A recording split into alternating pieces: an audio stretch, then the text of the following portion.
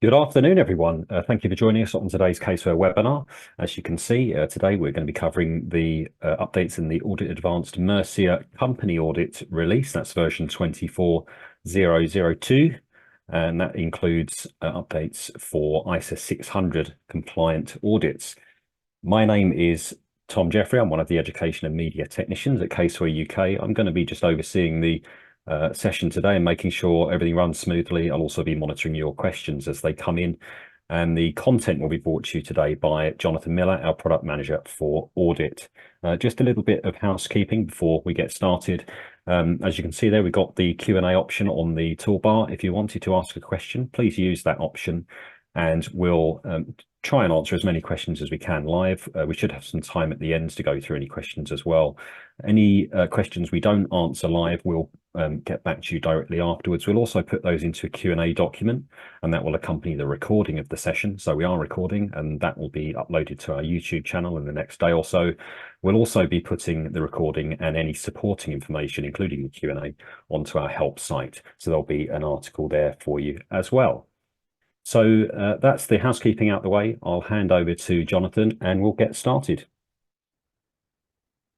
Well, thank you very much. Are you going to stop sharing your screen for a minute? Thank you. Okay, so good afternoon, everyone. Thanks for joining us. We're going to have a look through the changes which arrived in the Mercia Company Audit Manual back in September, which we have now put into the AuditAdvanced desktop company audit manual template. That is now available. It was published last week, last Tuesday, and also you've presumably been getting updates for working papers over these past few days. So that is available in working papers 2023 as well as working papers 2022. You just have to follow the correct links on the installation guide that accompanied the email. So I'm going to go through the main changes that have come in with this content update. There are quite a number of fixes or changes that go through other documents. There are quite a lot of documents affected, but mainly there's just one or two procedures here or there. So I'm just going to focus on the ones which are particularly affected. And of course, with the main content update relating to ISO 600, the main changes affect the component auditors and the component documentation that we have in the system. So we've done it into company audit. We'll be releasing the update over the next few months into the other audit templates as well. The particular change that you're going to see with those, I think, will be in the LLP template, because previously Mercia didn't include a group section within their LLP manual, but with the introduction of this ISO 600 content, that has now been included in full. And so we will be putting that in full into the LLP template, and that will, as I said, be happening over the next few months.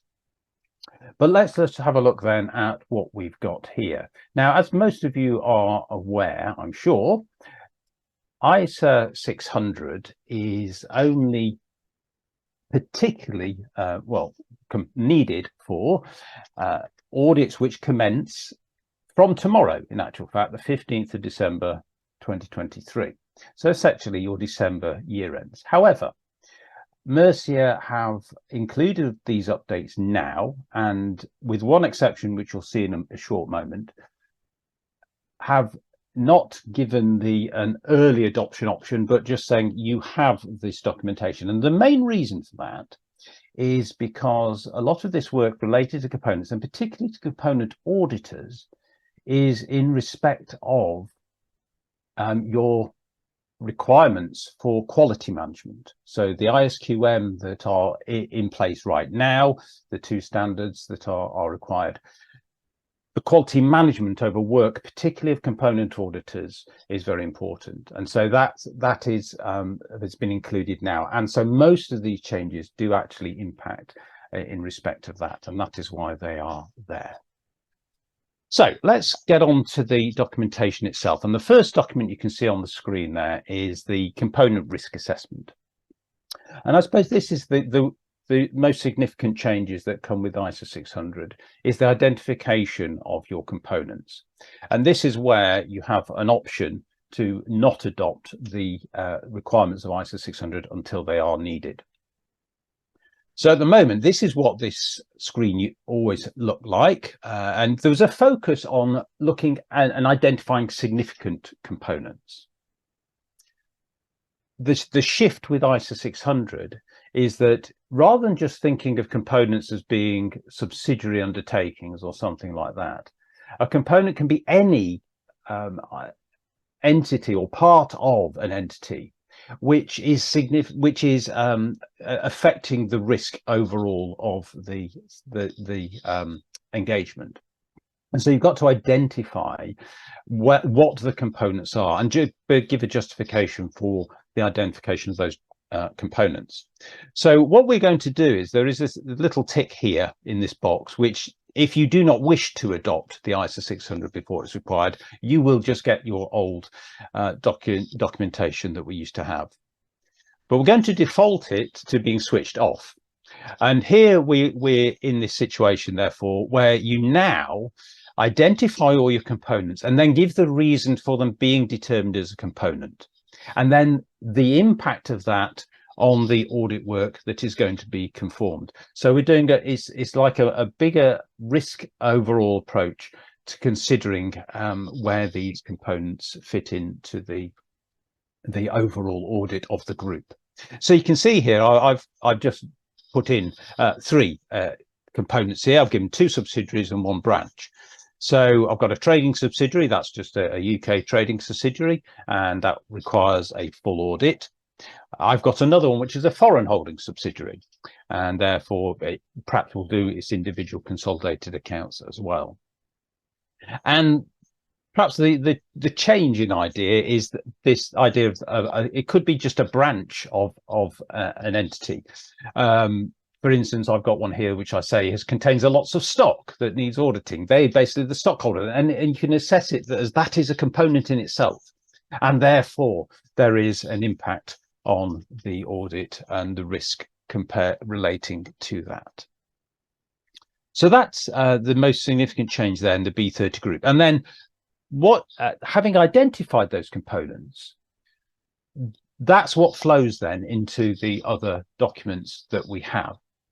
So for instance, you will have the B25.1, which is the component materiality form. So you have your standard materiality form that's there as always. That's over here. The B25, that's as before. You would fill out discuss your group materiality. On here you've got your figures, etc. You can also go down to individual areas. So I've got stock there, and we'll see income in a moment. So we've got the stock. I've given that as a performance materiality of 20 and materiality of 30, and we've got the overall group materiality. Now, as we're considering the component materiality, that does feed through into the figures that we've got on the screen. So you've got an idea of what that group materiality figures are. We also record here the parent materiality, if you're going to use that. And we would also then identify the subsidiary or the other components, their materiality levels. So we can see here I've selected 3 different levels of materiality depending on what they are, and I've actually aligned that component materiality for the branch at 20,000 because that was relating to the stock. And you see you've got a few extra comments down here. So it says here, for each component where it has been determined that the audit review is required, has a component performance materiality been set and communicated to the component auditors? So you've got to answer that question. That's part of your quality management on how you're going to work with component auditors. Is component performance materiality in each case less than group performance materiality? That's another question to answer, and similarly on the clearly trivial threshold. So you've got that, and you've got all that information within this document. So once you've assessed that component materiality, obviously you're going to have to communicate with your component auditors. So the B26 form, that has been updated. You perhaps won't notice too much, but there has certainly been in this section here for communication with other group auditor requirements. In your letter of instruction, this part here has certainly been expanded so that you've got a lot more elements that you're going to be considering and making sure you're covering off when you're communicating with the component auditors. And that's, again, important in respect of that quality management work that is ongoing. We also have the permanent file, component auditors. Again, this information where we've identified the individual components, who is well, we've got to understand these component auditors. That's what the permanent section is about. So this, again, the aid memoir, if you like, here into the type of things you need to understand in respect of your component auditor has been expanded. And you will then expect to be able to put that in and conclude, well, who you're going to be using and also what your understanding of that component auditor is. So, you know, are they competent to do the work that you want and the like. So I've suggested for our first subsidiary, it'll be our firm that's doing that audit. We're going to audit from the same office as the group audit. Potentially, you've got a foreign firm involved where you've got this overseas subsidiary. You might have one in the network that you're part of, or that you may just have to use someone in that particular jurisdiction.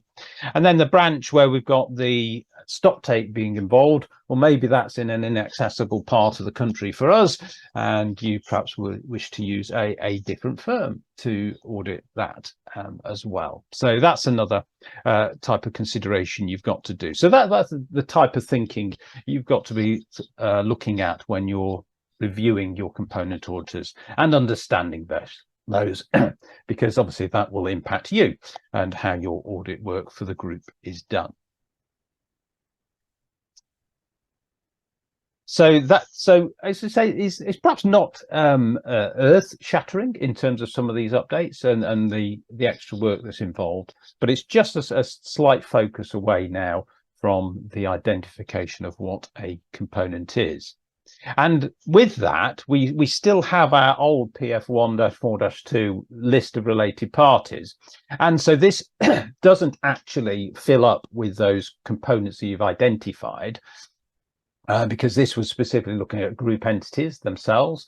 So as we just said, those can be different. Just because there is a component doesn't necessarily have to be a separate group entity. It can be within an entity itself. You can have separate components within it. So you do need to identify the related parties relating to the group still and others, and that's in that standard document that has been there in the past as well.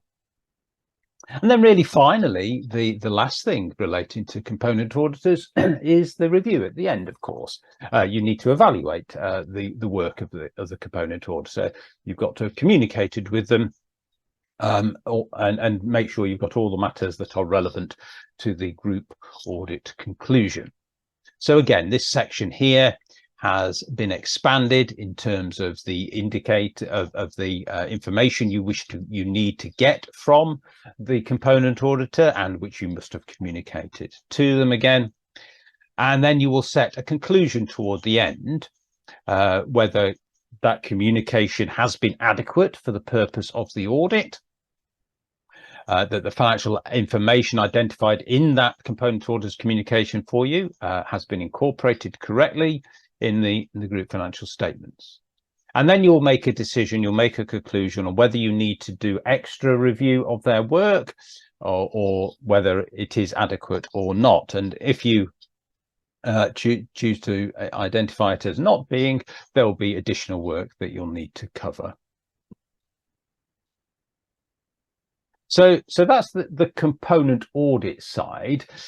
Have we had any particular questions relating to those elements? We haven't got any questions coming just yet, but Okay, that's fine. I'll let you know if anything pops into the Q&A. So if you're thinking, well, we can pick those up at the end. And so I'm going to move on now, because the other significant changes. So with the update that we've just done, we have fixed a number of bugs which were there in the previous version of the company audit template.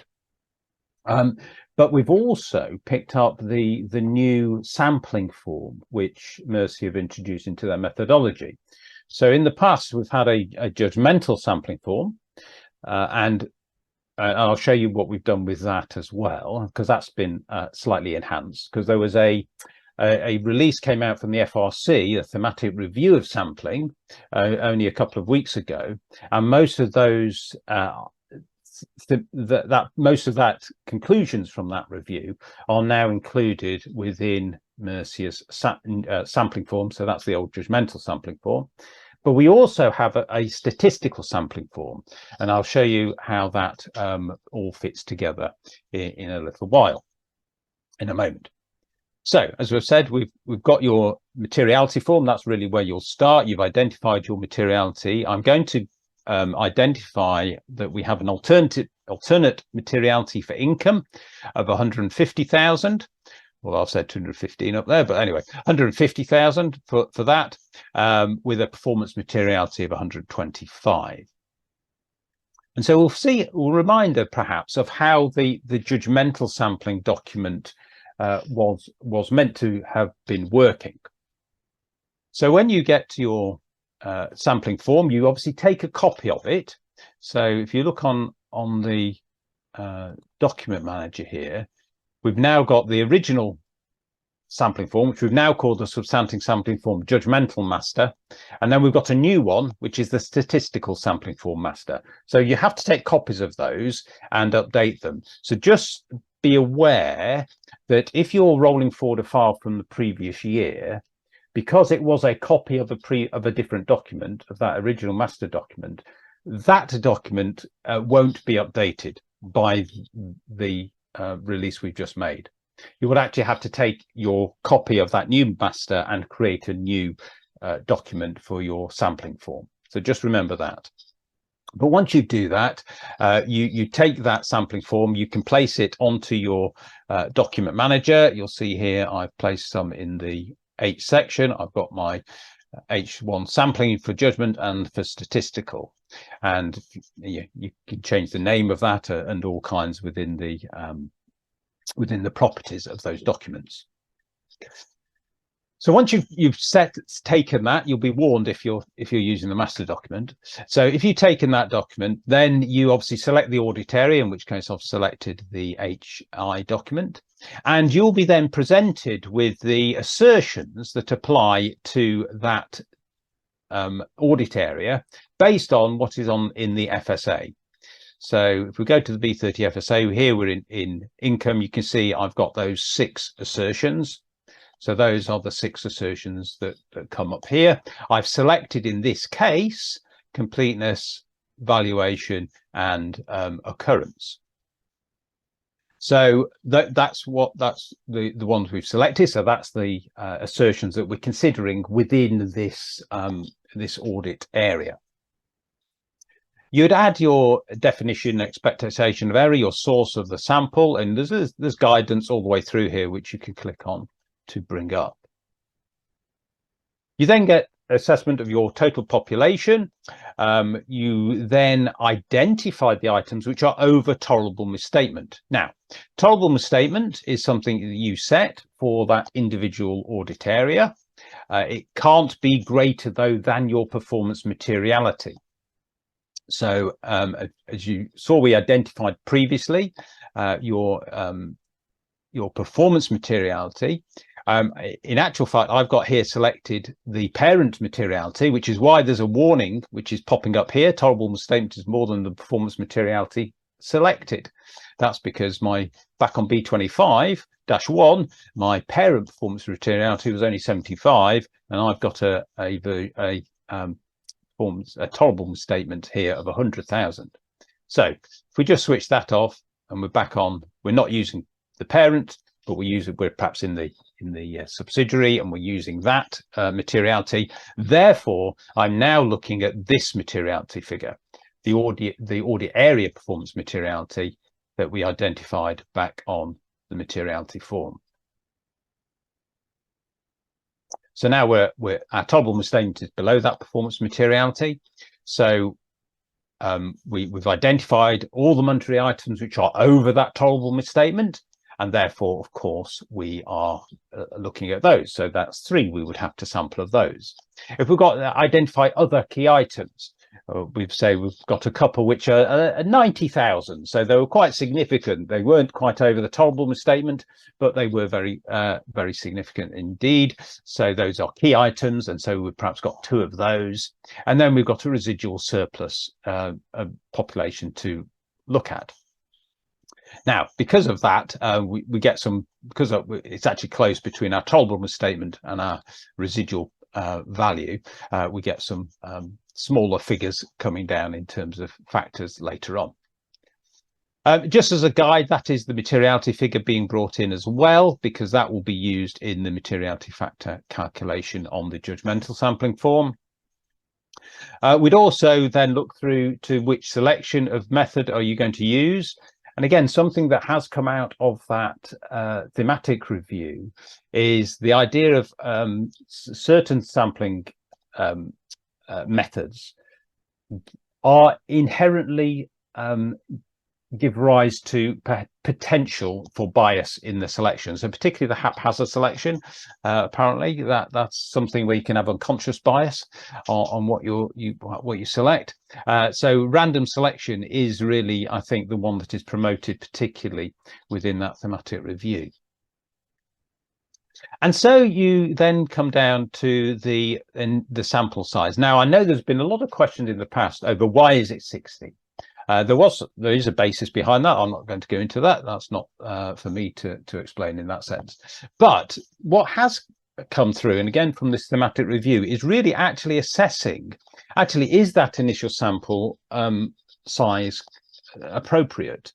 And this is where the judgmental element really does kick in. So we've now got the option to overwrite that value of 60. So I can raise it. I can raise it to 120 if I wanted to. I can also reduce it. There will still be a minimum sample size though. So let's just raise that up. So you'll justify that figure. Then you look at your deductions, and these come from the table at the bottom here. So for instance, we have an assessed inherent risk in the population. And feeding through now, and I think this was had stopped working in the previous version of the template. So this is now a bug that has been fixed.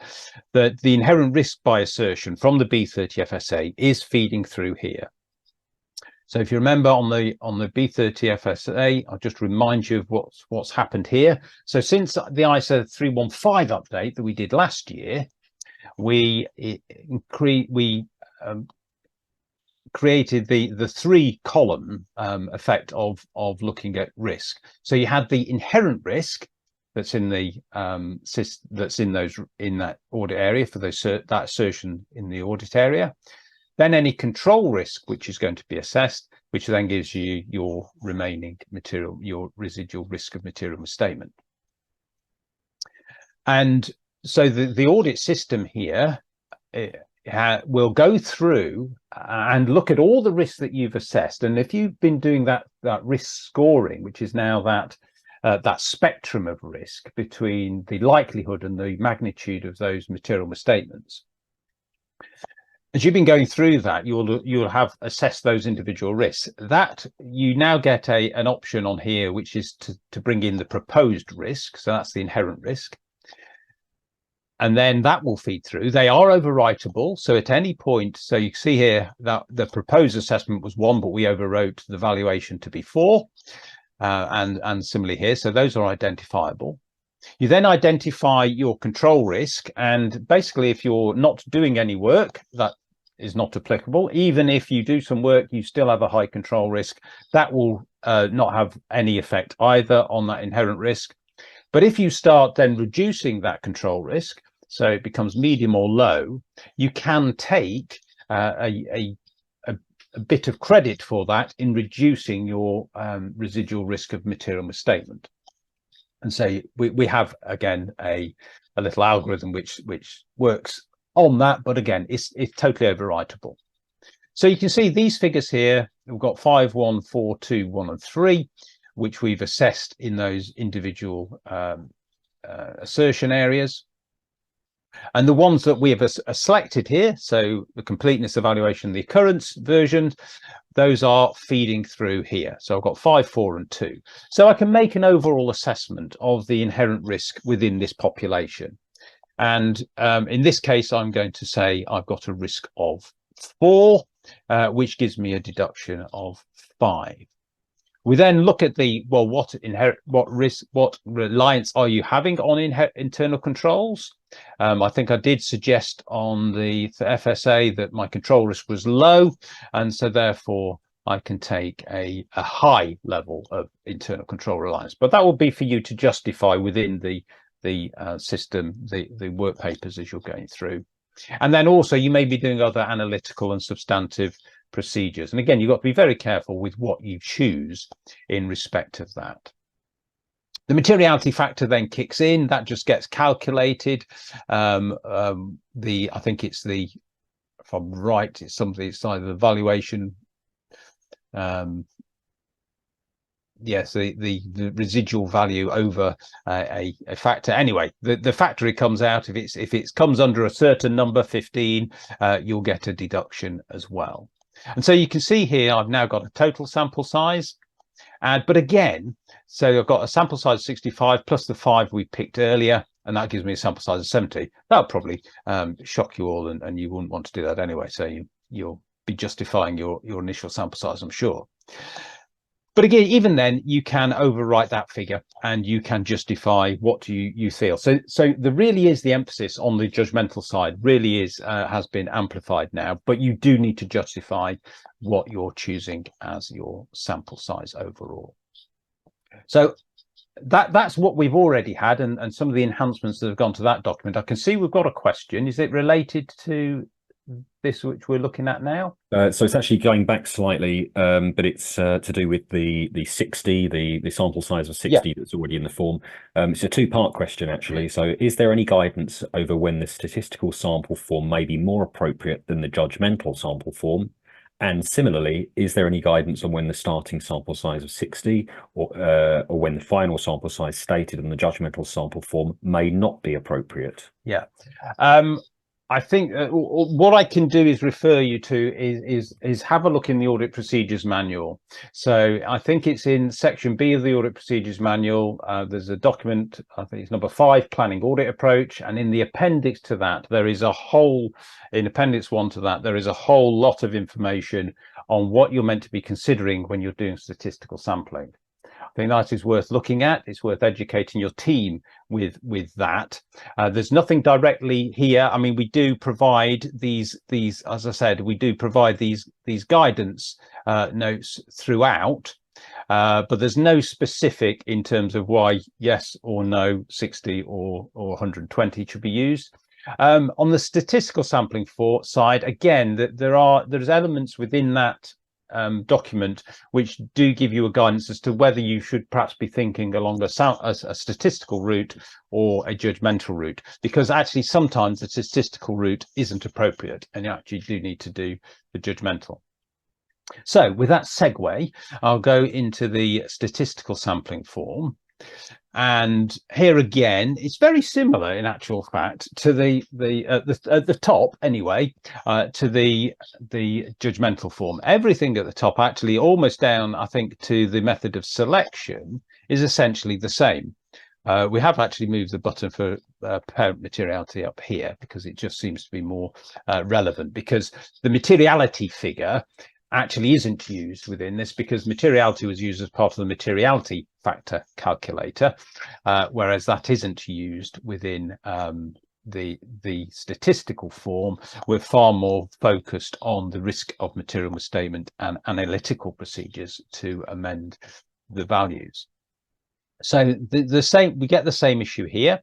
You get your options to select your assertions, and that feeds through, and you choose your selection. Then when you come, so everything at the top there is as it was. We're still using a performance material, a tolerable misstatement of 100. That is important, as you'll see in a moment when we're looking at the total sample size. And we've got our residual population. Now, I say the closeness between those two is what then produces a bit of a smaller figure coming up. But what we've got here in the risk of the sample size is now looking at the risk of material misstatement. So if you go back to your B30 FSA, that's this figure after control risk. So within the statistical sampling form, and this is perhaps where it really impacts. If you are using control testing and you're reducing that control risk, you in a sense you can get a bigger impact on the risk that you've got left over. And so in that case, the statistical sampling may be more appropriate. So you can see within here, I've got justifying my material misstatements. Again, you can get a proposed figure here, which you can just click, or you can overwrite any one of those, like we have done with this this one at the bottom, cutoff. So we're on 3132213. So if we go back to our sampling form, we can see that for the three assertions that we've selected at the top, we've now got those figures feeding through to help you think about, well, what is my overall risk of material misstatement? So it should be taken from the FSA assessment of that area. And in this case, we'll go for medium. That seems to be fair enough. Analytical and substantive procedures. Well, this is essentially the same as we were looking at here. So in your judgmental, you took a deduction if you were doing certain work on analytical procedures. But again, you've got to be very careful when you do choose that, just to make sure that you are actually justified in taking that deduction. So in that case, we'll also click on moderate, and then you get this this sample size calculation. You can see it actually comes out as very, very small. So in this case, I'm sure you'll be jumping around, but that's, as I said, because our residual population to be sampled and our tolerable statement are very close indeed. So we've got our residual population and our tolerable statement. Those are the two key deductors, if you like, into working out the sample size. But then we also have what is known as a confidence factor. And this is automatically calculated based on those decisions you just made here. Depending on your risk of misstatement and your other analytical work, depending on those, you will then feed into a particular area. So here I've chosen medium, 3 and moderate, and that's why I have a confidence factor of 0.69.